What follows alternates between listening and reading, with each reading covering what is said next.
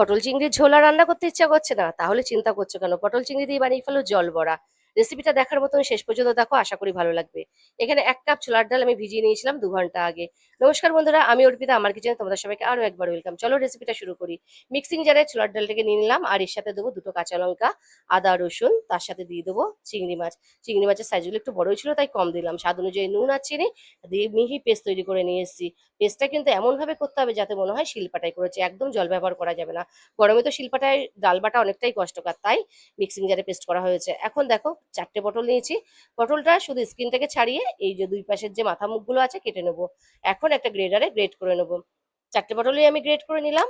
এখন চলো ডাল বাটার সাথে আমি এই পটলের গ্রেড করে রেখেছিলাম সেটা দিলাম, আর দেবো হচ্ছে হলুদ গুঁড়ো। যেহেতু নুন চিনি সব দিয়ে দিয়েছি, হলুদ গুঁড়ো দিয়ে ভালো করে মেখে সাইডে রেখে দেবো। এখন কড়াই সর্ষের তেল গরম করে নিয়ে রান্নাটা শুরু করে দেবো। দিয়ে দেবো জিরে আর তেজপাতা ফোড়ন, তার সাথে দিয়ে দেবো একটা মিডিয়াম সাইজের পেঁয়াজ বাটা, আর দেবো আদা রসুন বাটা, দিয়ে খুব ভালো করে কাঁচা গন্ধ যাওয়া পর্যন্ত ভেজে নেব। এখন দিয়ে দিচ্ছি একটা টমেটো পেস্ট, দিয়ে আবারও ভালো করে কষিয়ে নেবো টমেটোর সাথে। যখন টমেটো দিয়ে দেবো তখনই গুঁড়ো মশলাগুলো সাথে সাথে দিয়ে দিতে হবে। স্বাদ অনুযায়ী নুন, পরিমাণ মতো হলুদ গুঁড়ো, লাল লঙ্কার গুঁড়ো, জিরের গুঁড়ো, দিয়ে দেবো ধনের গুঁড়ো, আর স্বাদ অনুযায়ী চিনি। দিয়ে এখন মশলাটাকে খুব ভালো করে কড়াই থেকে ছেড়ে আসা পর্যন্ত কষিয়ে নেবো। একটা কাঁচা লঙ্কাও দিয়ে দিলাম, দিয়ে খুব ভালো করে কষানো হয়ে গেছে। এখন এর মধ্যে দিয়ে দেবো 2 চামচ ফেটানো টক দই। টক দইটা কিন্তু খুব ভালো করে ফেটিয়ে নিতে হবে। আর টক দই যখন কড়াইয়ে দেবে তখন গ্যাসটা লো করে দিও, তাহলে টক দই ফাটবে না। এখন পরিমাণ মতন গরম জল দিয়ে ঝোলটা ফুটতে দেবো। ঝোল ফুটে আসলেই দিয়ে দেবো বড়াগুলো। বড়াগুলো আমি এইভাবেই দিয়ে দিচ্ছি, আর ভাজতেও হলো না, তেলও কম লাগলো।